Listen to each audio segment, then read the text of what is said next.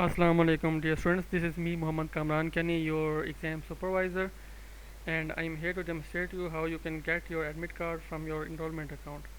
For this you have to open your browser and use URL enrollment.aiou.edu.pk enrollment.aiou.edu.pk and after hitting enter button you will get this dashboard and you have to use your credentials.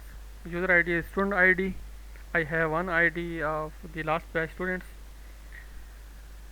and I will use that for demonstration.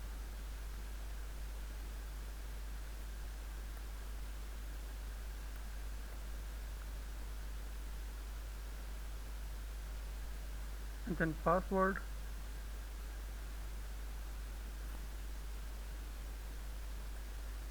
When you hit the enter button you will get this dashboard.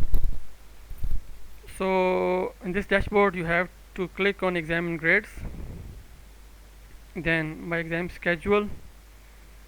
You have to choose your institution, which is Islamic Balp University. Then you have to click on search button. Here is your admit card or roll number slip. Then if you want to download it, just click on download and you will get the PDF of your download. Thank you.